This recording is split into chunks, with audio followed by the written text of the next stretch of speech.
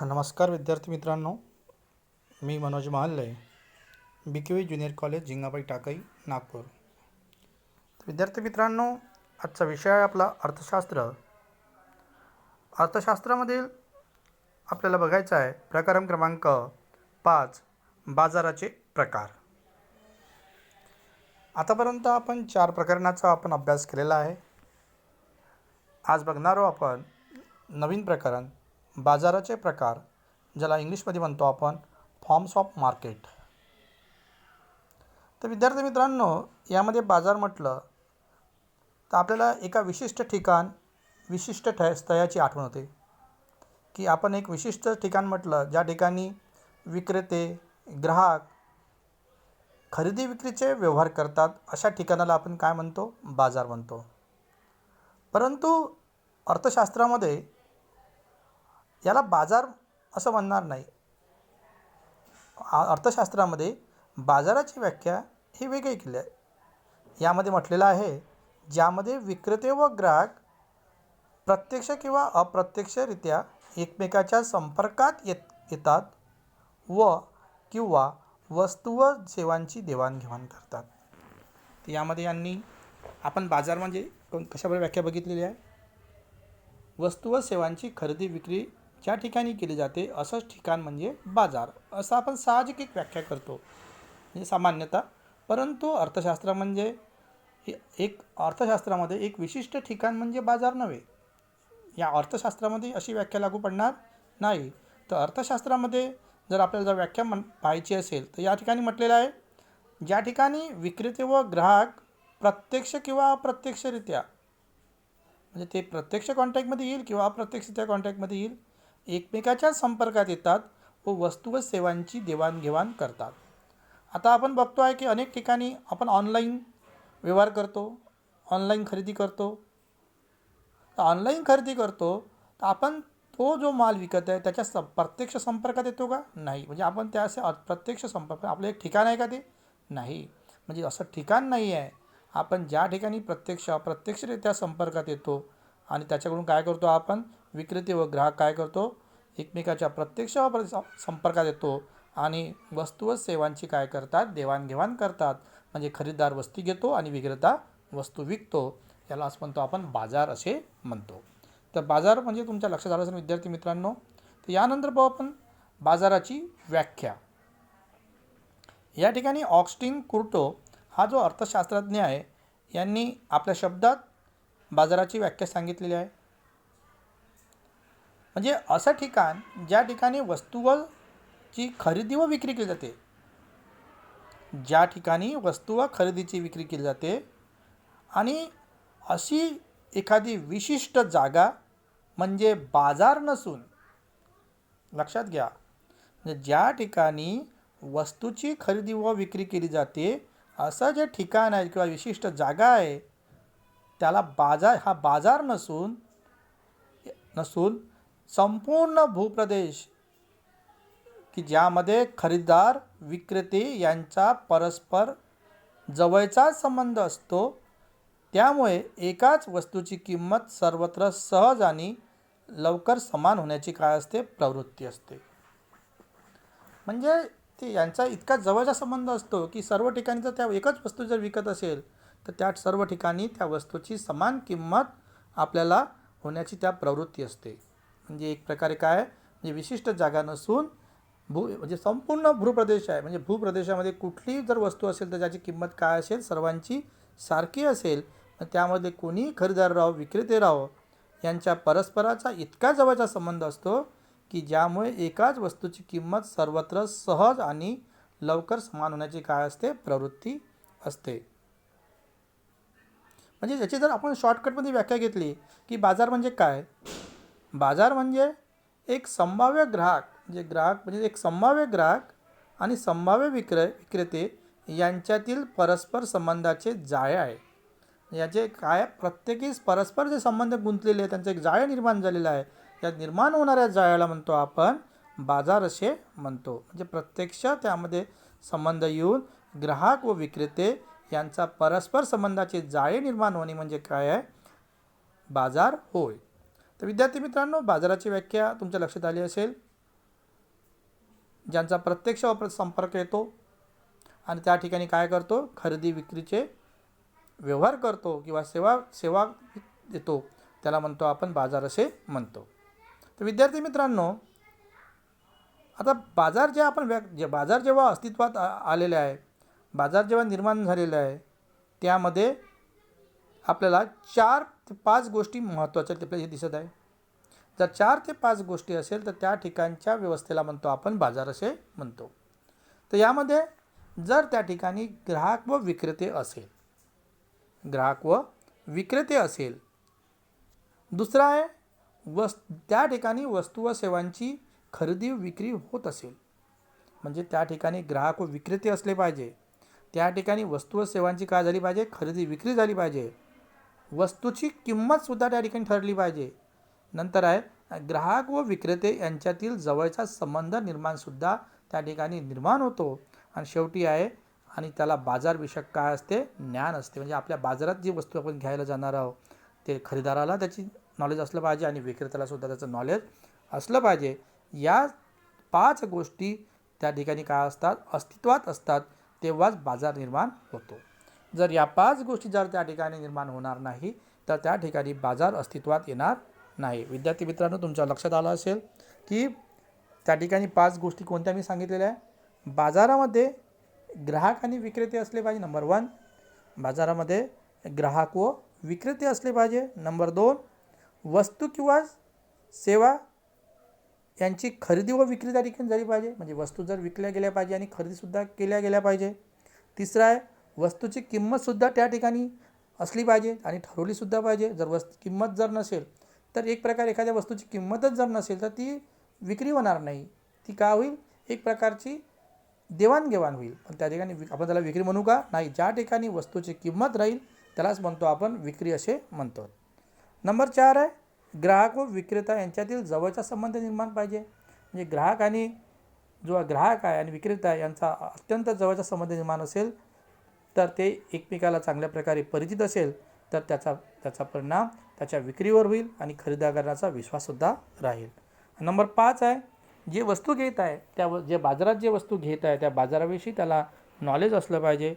अशा प्रकारे 5 गोष्टी जर अस्तित्वात असेल तेव्हाच आपण बाजार निर्माण होऊ शकेल.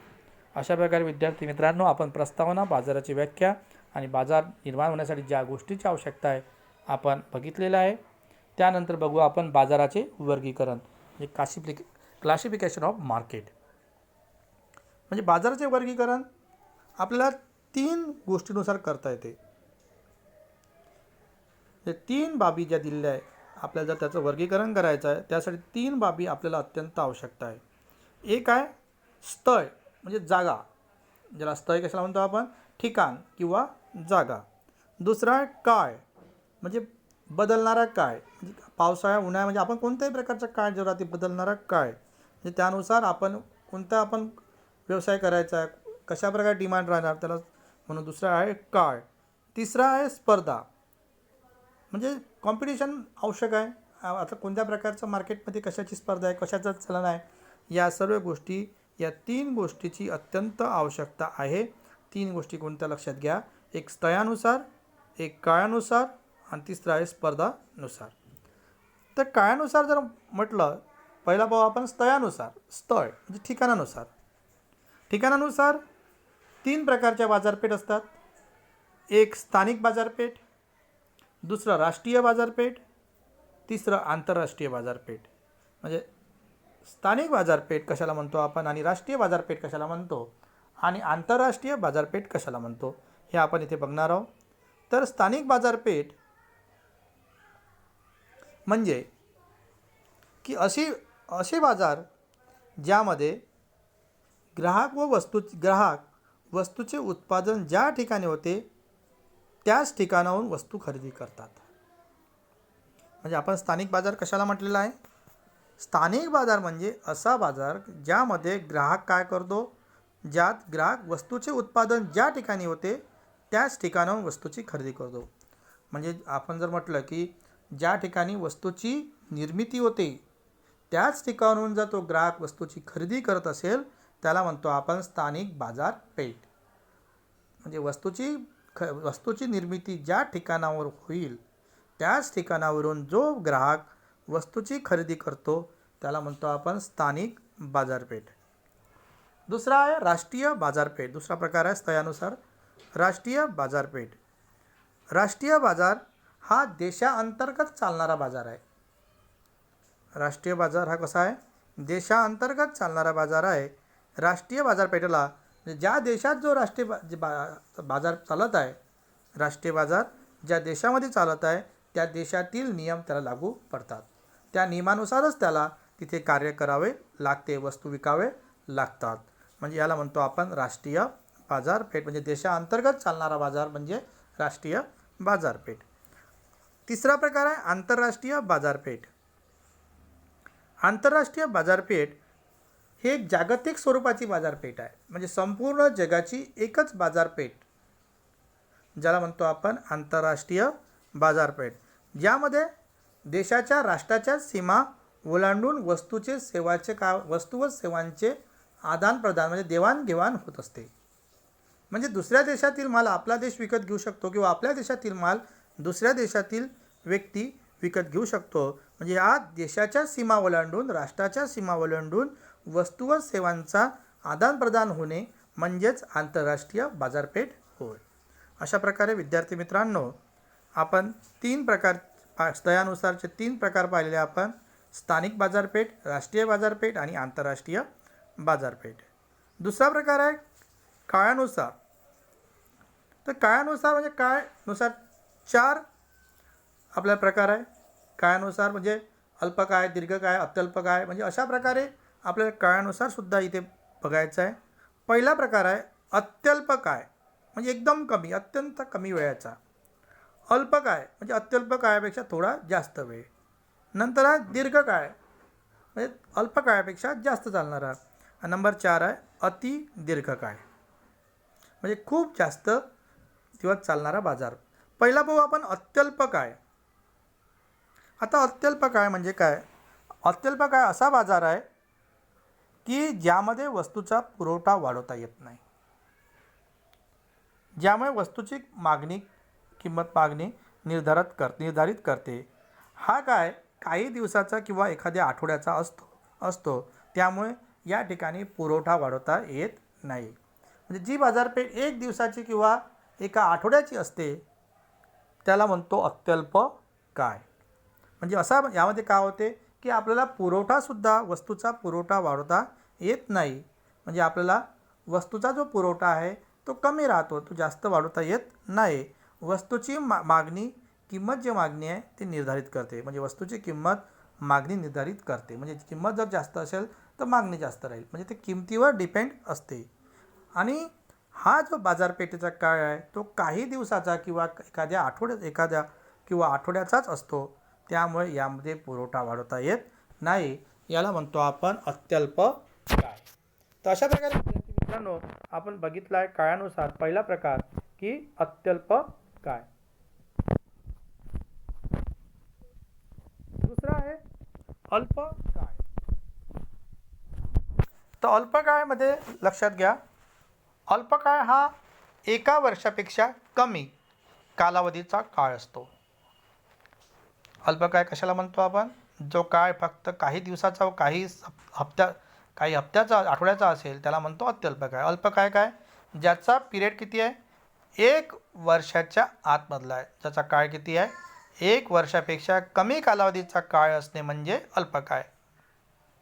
या ठिकाणी वस्तू व सेवांच्या पुरवठ्याचा काही प्रमाणात आदानाचे समायोजन करून वस्तूचा पुरवठा वाढवणे शक्य होते. काही प्रमाणात वस्तूचा पुरवठा आपल्याला वाढवता येऊ शकते, कारण याचा पिरियड जो आहे तो 1 वर्षापेक्षा कमी असतो.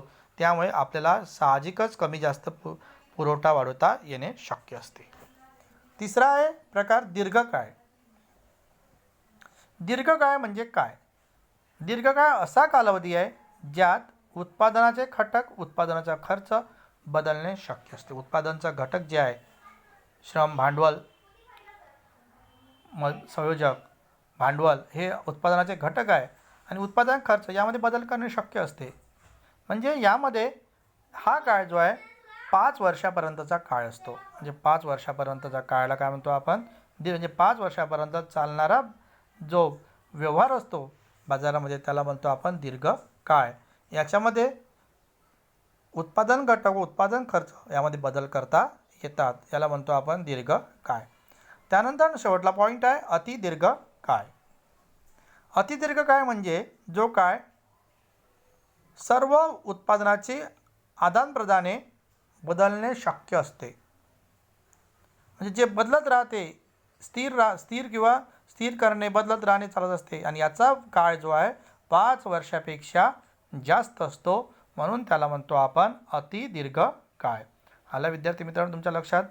आपण काळानुसार प्रकार बघितलेले आहे. अत्यल्प काळ जो फक्त काही दिवसाचा किंवा काही आठवड्याचा असतो. अल्पकाळ हा 1 वर्षापेक्षा कमी कालावधीचा असतो. दीर्घकाळ हा 5 वर्षापेक्षा कमी कालावधीचा असतो. अतिदीर्घकाळ हा 5 वर्षापेक्षा अधिक वर्षासाठी असतो. अशा प्रकारे आपण काळानुसार सुद्धा इथे प्रकार बघितलेले आहे. त्यानंतर आहे स्पर्धेनुसार. तिसरा आहे स्पर्धेनुसार. अर्थशास्त्रामध्ये विक्रेते व ग्राहक यांच्यातील स्पर्धा हा बाजारातील वर्गीकरणाचा अतिशय महत्त्वाचा निकष आहे. या महत्त्वाचा निकष आहे, महत्त्वाची बाब आहे की आमच्या विक्रेते व ग्राहक यांच्यातील स्पर्धा हा बाजारामध्ये काय असणे अत्यंत आवश्यक आहे. तर याच्यामध्ये सुद्धा अनेक बाजाराचा यामध्ये आपल्याला अभ्यास करायचा आहे. तर हे टॉपिक जे आहे अत्यंत इम्पॉर्टंट आहे स्पर्धेनुसार. ज्यामध्ये जे प्रकार येणार आहे त्यामध्ये ते परीक्षेमध्ये विचारले जातात. यामधला पहिला प्रकार आहे पूर्ण स्पर्धा. पूर्ण स्पर्धा परीक्षेमध्ये विचारले जातात. तरीसुद्धा याला आपण नोट डाऊन करून ठेवायचं की हा इम्पॉर्टंट क्वेश्चन आहे. त्यानंतर पूर्ण स्पर्धा. पूर्ण स्पर्धा म्हणजे काय? ज्यामध्ये उत्पादकाच्या उत्पादनाला असणारी मागणी पूर्णपणे लवचिक असते. ज्यावेळेस उत्पादकांच्या उत्पादनाला असणारी मागणी काय असते? पूर्णपणे लवचिक असते, म्हणजे बदलणारी असते. त्याला म्हणतो आपण पूर्ण स्पर्धा. हे पूर्ण स्पर्धा अस्तित्वात येण्यासाठी त्या ठिकाणी पूर्ण लवचिक गुणधर्म असला पाहिजे. म्हणजे तो आपली मागणी, उत्पादनाची मागणी जी आहे ती कधी पण बदलता आली पाहिजे. तर आपल्याला या ठिकाणी व्याख्या जर करायची असली पूर्ण स्पर्धेची तर आपण या ठिकाणी अशा प्रकारे व्याख्या करू की ज्या ठिकाणी विक्रेते व ग्राहक यांची असंख्य संख्या असतात. म्हणजे पूर्ण स्पर्धा अशा प्रकारचा बाजार आहे की ज्यामध्ये विक्रेते व ग्राहक असंख्य असतात. लक्षात ठेवायचं, विक्रेते व ग्राहक असंख्य असतात व सर्व विक्रेते व ग्राहक कोणत्याही निर्बंधाशिवाय एकजिन्सी वस्तूची खरेदी विक्री करण्यात गुंतलेले असतात.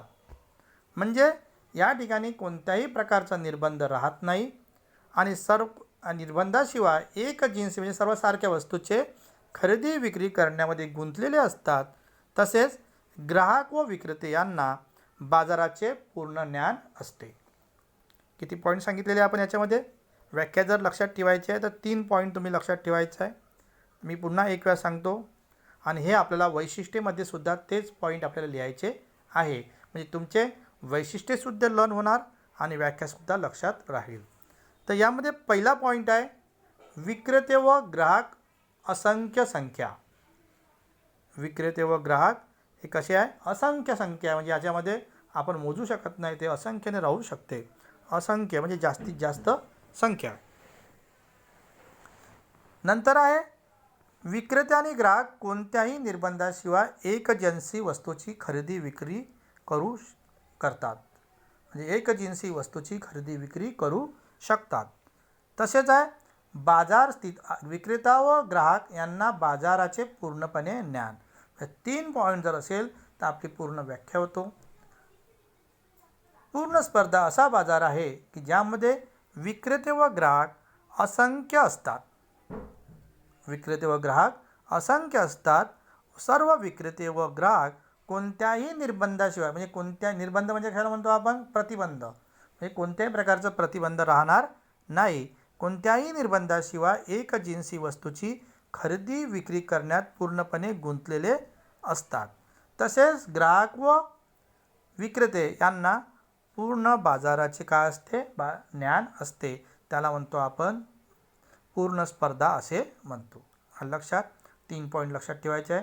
असंख्य विक्रेते, असंख्य ग्राहक. पहिला पॉईंट लक्षात आला, असंख्य विक्रेते, असंख्य ग्राहक.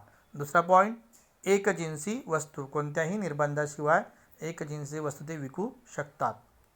तिसरा आहे आपला बाजार स्थितीचे ज्ञान. म्हणजे 3 पॉईंट जर असेल तर पूर्ण तुमच्या व्याख्या लक्षात आली असेल. त्यानंतर बघणार आहोत आपण त्यांची वैशिष्ट्ये. तर यामध्ये पहिला पॉईंट मी तुम्हाला सांगितलेच आहे. 3 पॉईंट तुमचे झालेलेच आहे वैशिष्ट्य व्याख्येमध्ये. पहिला आहे असंख्य विक्रेते व असंख्य ग्राहक. पूर्ण स्पर्धेमध्ये असंख्य विक्रेते व असंख्य ग्राहक असतात. म्हणजे यामध्ये एकूण बाजारात प्रत्येक विक्रेता व ग्राहक यांचा सहभाग नगण्य असतो. त्यामुळे कोणताही एक विक्रेता बाजारातील किमतीवर प्रभाव पाडू शकत नाही. अशा प्रकारे पूर्ण स्पर्धेत विक्रेते किंमत स्वीकारणारे असतात. लक्षात तुमच्या असंख्य विक्रेते व असंख्य ग्राहक. तर यामध्ये विक्रेता संख्येने खूप जास्त असतात, असंख्य असतात. ग्राहकसुद्धा काय असतात, असंख्य असतात. म्हणजे त्यामुळे काय होते, बाजारामध्ये विक्रेता व यांचा सहभाग नगण्य असतो. त्यामुळे काय होते, कोणताही एखादा विक्रेता आपल्या वस्तूची किंमत स्वतः ठरवू शकत नाही. तो फक्त किंमत स्वीकारणारा असतो, किंमत ठरवणारा नसतो. लक्षात. यामध्ये असंख्य विक्रेते व असंख्य ग्राहक. तसेच ग्राहकाची संख्या प्रचंड असते, म्हणजे असंख्य ग्राहक असतात. त्यामुळे खरेदी ही एकूण खरेदीच्या अत्यल्प भाग असतो. त्यामुळे वस्तूच्या किमतीत कोणताही ग्राहक प्रभाव पाडू शकणार नाही. म्हणजे ग्राहकसुद्धा प्रभाव पाडू शकत नाही आणि विक्रेतासुद्धा आपली किंमत ठरवू शकत नाही. कारण काय, कारण ते संख्येने काय आहे, जास्त आहे. असंख्य विक्रेते व असंख्य ग्राहक. पहिला पॉईंट, पहिला वैशिष्ट्य. दुसरा आहे एकजिन्सी वस्तू.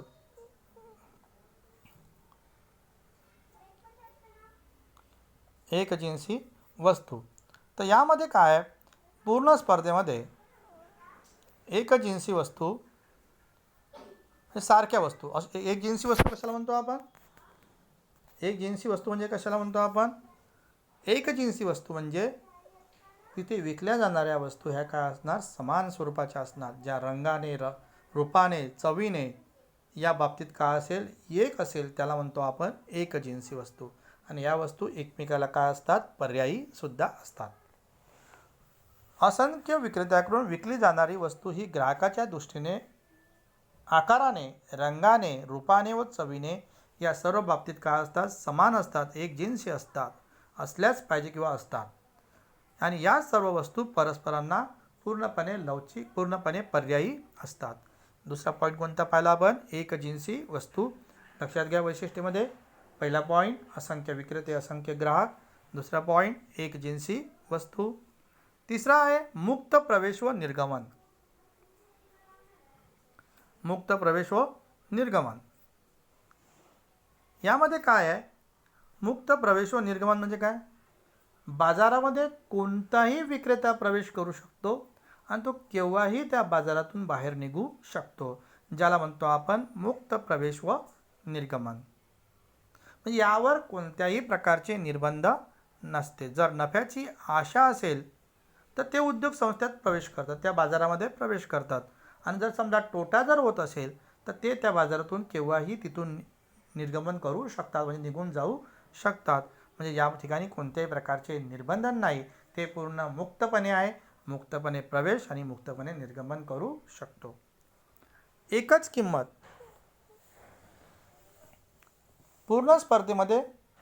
पूर्ण स्पर्धेच्या बाजारामध्ये एकच किंमत असते, जी मागणी व पुरवठा यांच्याद्वारे निर्धारित केली जाते. म्हणजे आपण त्या बाजारामध्ये एकच वस्तू जर घेत असेल, त्या वस्तूची किंमत सर्व बाजारामध्ये समान असेल, म्हणजे एकच असेल, ती वेगवेगळी राहणार नाही. कारण ती मागणी व पुरवठ्याने काय केलेली आहे, निर्धारित केलेली आहे. नंतर आहे बाजाराचे संपूर्ण ज्ञान आपण व्याख्येमध्ये बघितलेलं आहे. ग्राहक आणि विक्रेते यांना ज्या बाजारामध्ये जो विक्रेता आपली वस्तू विकत आहे आणि जो ग्राहक आहे जो वस्तू विकत घेत आहे अशा बाजाराचे पूर्णपणे ज्ञान असलं पाहिजे. म्हणजे त्यांना वस्तूची किंमत माहीत असणं आवश्यक आहे, त्याची गुणवत्ता त्याची क्वालिटी त्यांना आवश्यक आहे माहिती असणं आवश्यक आहे. वस्तूचा क्वालिटी कशी आहे, दर्जा कसा आहे, अशा प्रकारे पूर्ण माहिती त्या बाजाराचं पूर्ण नॉलेज त्यांना असणं अत्यंत आवश्यक आहे. नंबर 6, उत्पादन घटकाची पूर्ण गतिशीलता. उत्पादन घटक कोणते आहे? भूमी, श्रम, भांडवल व संयोजक हे 4 घटक काय असतात? उत्पादन घटक असतात. आणि हे पूर्णपणे गतिशील असले पाहिजे. म्हणजे एका ठिकाणावरून दुसऱ्या ठिकाणी त्यांना आपण ट्रान्सफर भौगोलिकदृष्ट्या जर आपल्याला भौगोलिकदृष्ट्या जर जमीन म्हटलं तर ते एका ठिकाणावरून जमीन दुसऱ्या ठिकाणी स्थानांतरित करता येणार नाही. परंतु बाकी जे आहे जे श्रम आहे या सर्व गोष्टी आपण एका ठिकाणी दुसऱ्या ठिकाणी सहजपणे आपल्याला गतिशील करता येतात. नंतर आहे वाहतूक खर्चाचा अभाव. या ठिकाणी पूर्ण स्पर्धेच्या बाजारामध्ये सर्व ठिकाणी किंमत सर्वत्र सारखी असते, कारण वाहतूक खर्च या ठिकाणी गृहीत धरलेला नसतो. त्यामुळे किंमत समानता निर्माण होते. त्यामध्ये वाहतूक खर्च जर आपण ॲड केला तर साहजिकच किंमत वाढणार आणि किंमत जर वाढली तर आपल्याला तो नियम लागू पडणार नाही. आपण म्हटलेलं आहे की या बाजारामध्ये सर्वांची किंमत काय असते? सारखीच असते. म्हणून वाहतूक खर्च यामध्ये पकडला जात नाही. म्हणजे वाहतूक खर्चाचा काय आहे? अभाव आहे. नंबर आहे सरकारी हस्तक्षेप नाही. म्हणजे या ठिकाणी सरकारचा या बाजारावर कोणत्याही प्रकारचा हस्तक्षेप राहत नाही. म्हणजे आर्थिक ज्या घडामोडी होतात, ज्या व्यवहार होतात याच्यावर सरकारचं अजिबात नियंत्रण राहत नाही. अशा प्रकारे विद्यार्थी मित्रांनो आपण पूर्ण स्पर्धेनुसारचा पहिला प्रकार बघितलेला आहे. पूर्ण स्पर्धा तो इम्पॉर्टंट आहे. यामध्ये व्याख्या आणि वैशिष्ट्ये चांगल्या प्रकारे आपल्याला करायचं आहे. कमीत कमी 5 वैशिष्ट्ये आपल्याला लक्षात ठेवायचे आहे. आपण या ठिकाणी 8 वैशिष्ट्य समजावून घेतलेलं आहे. नंतर आहे पूर्ण स्पर्धेतील किंमत निश्चिती. पूर्ण स्पर्धेमध्ये कशा प्रकारे किंमत निश्चित होते ते आपल्याला इथे बघायचं आहे. म्हणजे पूर्ण स्पर्धेमध्ये किंमत मागणी व पुरवठा यांच्या प्रक्रियेतून निर्माण होते. यांच्या म्हणजे जे मागणी व पुरवठा आहे यांच्या जी आंतरक्रिया होते त्या क्रियेमधूनच पूर्ण स्पर्धेमध्ये किंमत निश्चित होते. यालाच आपण म्हणतो समतोल किंमत असे सुद्धा म्हणतात. याला काय म्हणतो आपण? समतोल किंमतसुद्धा म्हणतो. मागणी व पुरवठा यांच्या आंतरक्रियेतून जी किंमत निश्चित होते त्याला म्हणतो आपण समतोल किंमत असे म्हणतात. आता आपण बघू इथे किंमत निश्चितीच्या प्रक्रियेची तुलना कात्रीने कापड कापण्याच्या प्रक्रियेशी केली आहे. ज्याप्रमाणे कापड कापण्यासाठी आपल्याला कैची, कात्री म्हणजे कैची, दोन्ही पातीची आवश्यकता असते. म्हणजे आपण या ठिकाणी जर कात्रीनं आपण जर कापड कापायचं आहे किंवा एखादा कागद कापायचा आहे तर या ठिकाणी त्या दोन्ही आपल्याला दोन्ही साईडची कात्री आहे त्यांच्या दोन्हींची पण आवश्यकता आहे. म्हणजे आपण जर म्हटलं की नाही जर कापायचं आहे तर आपण एका साईडनं कापू शकणार नाही. दोन्ही पात्यांची काय राहील आपल्याला इथे गरज राहील. म्हणून त्या ठिकाणी त्याचं उदाहरण देऊन हा नियम आपल्या इथं स्पष्ट केलेला आहे. म्हणजे कात्रीने कापड कापण्याच्या प्रक्रियेशी केलेला आहे. याची तुलना कशाची केली आहे? कात्रीने कापड कापण्याच्या प्रक्रियेशी केलेली आहे. ज्याप्रमाणे कापड किंवा कागद कापण्यासाठी कात्रीचे दोन्ही पाते आवश्यक आहे त्याचप्रमाणे समतोल किंमत निश्चितीसाठी मागणी व पुरवठा हे दोन्ही घटक महत्त्वाचे मानलेले आहे. लक्षात विद्यार्थी मित्रांनो, इथे आपण एका प्रकारे कात्रीचं उदाहरण दिलेलं आहे. जे आपण कापड किंवा एखादा कागद कापण्यासाठी करतो. त्या ठिकाणी 2 पाते असतात. जर एका पात्याने आपण कोणत्याही प्रकारचं कापड कापू शकणार नाही. तशाच प्रकारे समतोल किंमत जर आपल्याला निर्माण करायची आहे त्या ठिकाणी मागणी व पुरवठा हे दोन्ही आपल्या इथं अत्यंत घटक महत्त्वाचे आहे. आपण हे कशाप्रकारे समतोल किंमत ठरली जाते हे एका उदाहरणाच्या सहाय्याने व कोष्टकाच्या सहाय्याने आपण इथे समजावून घेऊ. या ठिकाणी एक कोष्टक दिलेलं आहे आणि त्या कोष्टकामध्ये एक सफरचंदचे आपण उदाहरण दिलेलं आहे. त्या ठिकाणी सफरचंदाची किंमत, मागणी, पुरवठा, इथे आपल्याला त्याचा पुरवठा संबंध, मागणी व पुरवठा यांचा संबंध या कोष्टकामध्ये दर्शविलेला आहे.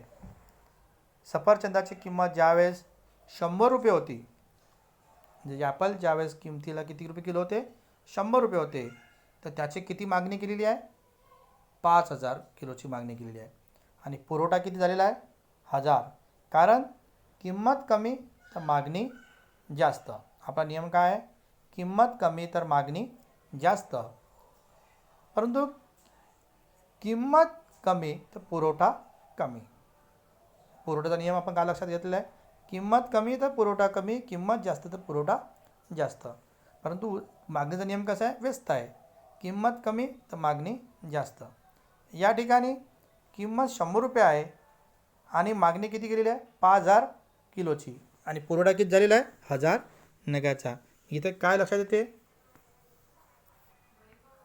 मागणी ही पुरवठ्यापेक्षा काय आहे, जास्त आहे. मागणी ग्रेटर दॅन पुरवठा. नंतर आहे किंमत 200 रुपये झालेली आहे, किंमत वाढलेली आहे. किंमत वाढली तर मागणी काय होणार, कमी होईल. मागणी किती झालेली आहे, 4000. पुरवठा किती झालेला आहे, 2000. पुरवठा वाढेल, किंमत जास्त तर पुरवठा जास्त. अशा प्रकारे किंमत 300 झालेली आहे, मागणी 3000 झालेली आहे, पुरवठासुद्धा 3000 झालेला आहे, किंमत 400 झालेली आहे, पुन्हा मागणी कमी झालेली आहे, 2000 किलो झालेली आहे, पुरवठा वाढलेला आहे, 4000 किलो झालेला आहे. नंतर किंमत सर्वात जास्त होऊन 500 रुपये झाली असता मागणी अत्यंत कमी होऊन 1000 किलो झाली आणि पुरवठा सर्वात जास्त 5000 झालेला आहे. या ठिकाणी मागणी व पुरवठा यांचा संबंध दिलेला आहे. पहिल्या याच्यात मागणी व पुरवठा, मागणी ही जास्त होती आणि पुरवठा कमी होता, म्हणून मागणी ग्रेटर दॅन पुरवठा. नंतरसुद्धा किंमत 200 झाली, त्यावेळेससुद्धा मागणी जास्त होती, पुरवठा कमी होता, मागणी ग्रेटर दॅन पुरवठा. मग समतोल किंमत केव्हा झालेली आहे, मागणी बरोबर पुरवठा. ज्यावेळेस किंमत आणि पुरवठा समान झालेली आहे, 300 रुपये असताना सफरचंदाची किंमत जेव्हा मागणी व पुरवठा समान असतो त्यालाच म्हणतो आपण समतोल किंमत. म्हणजे या ठिकाणी समतोल किंमत कोणती ठरलेली आहे, 300 रुपये ही किंमत समतोल किंमत ठरलेली आहे, की जी मागणी व पुरवठा काय झालेला आहे, समान झालेला आहे. लक्षात विद्यार्थी मित्रांनो, याला म्हणतो आपण समतोल किंमत. ही पूर्ण स्पर्धेमध्ये अशा प्रकारे मागणी व पुरवठाची समान ज्यावेळेस होतं ती किंमत ठरते, त्याला म्हणतो आपण समतोल किंमत. या ठिकाणी याचं स्पष्टीकरण बघू कोष्टकावरून. जेव्हा किंमत 100 रुपयावरून 200 रुपयावर वाढते तेव्हा मागणी 5000 किलोवरून 4000 किलोपर्यंत कमी होते, तर पुरवठा 1000 किलोवरून 200 किलोपर्यंत वाढत जातो.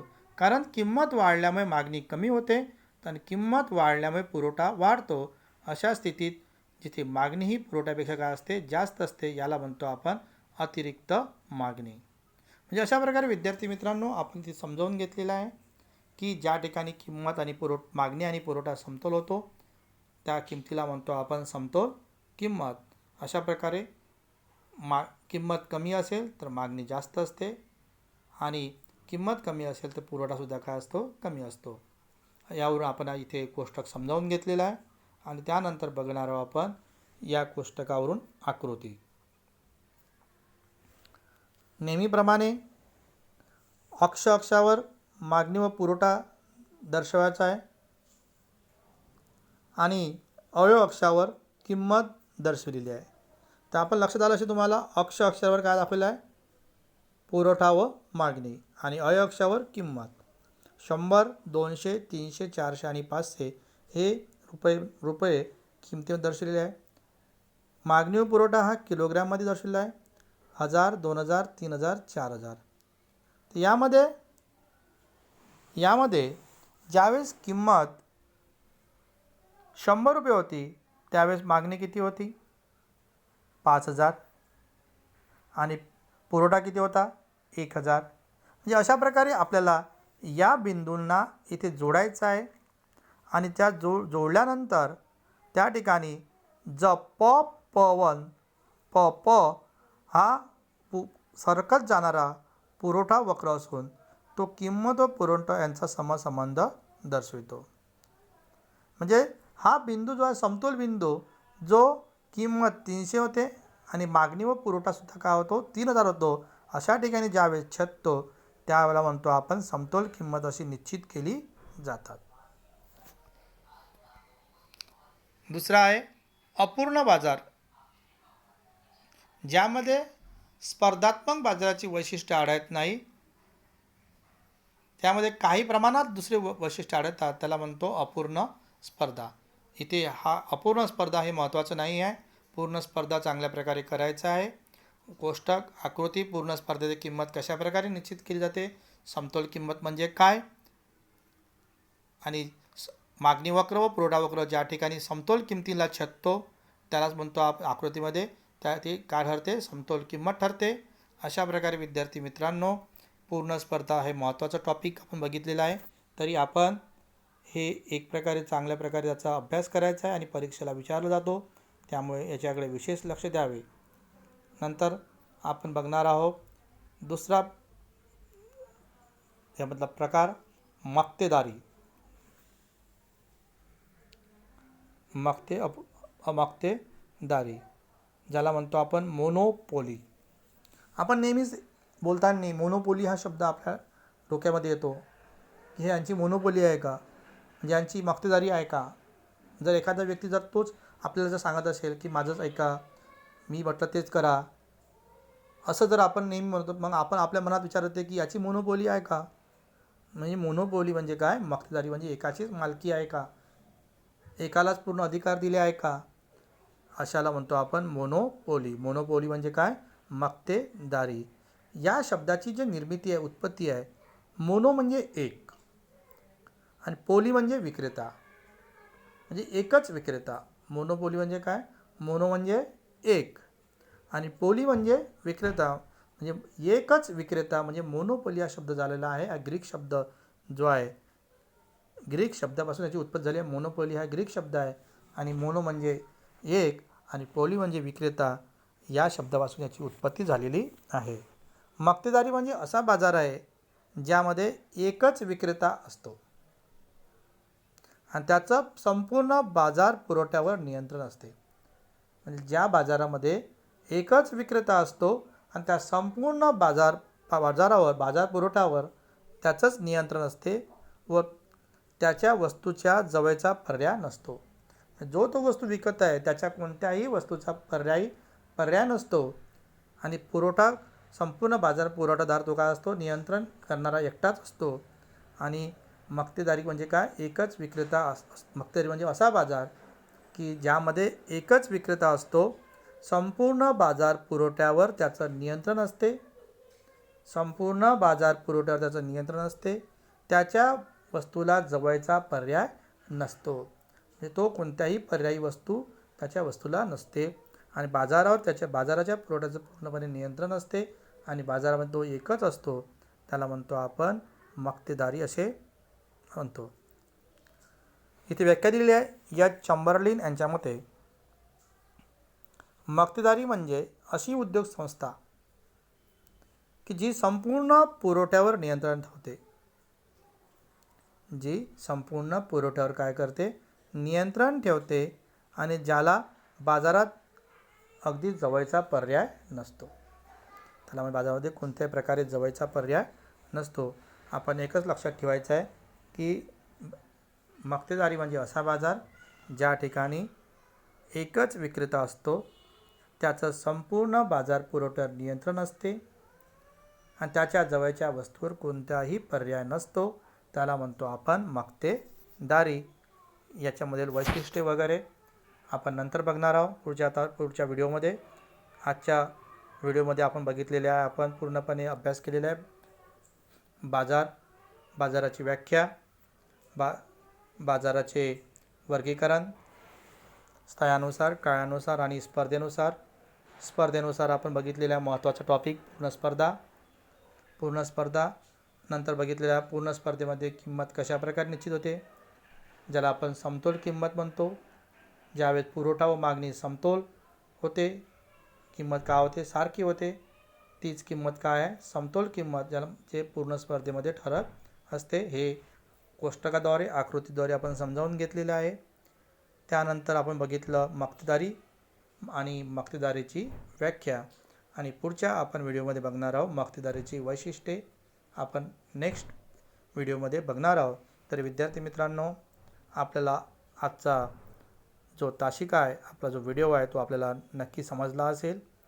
काही आपल्याला जर समस्या असेल तर मला माझ्या पर्सनल नंबरवर तुम्ही कॉल करून विचारू शकतात, आणि दिलेला अभ्यास आपल्या वहीमध्ये पूर्णपणे लिहून माझ्या पर्सनल नंबरवर आपल्याला सेंड करायचं आहे. तरी आजचा आपला इथे तासिका इथे संपलेला आहे. धन्यवाद.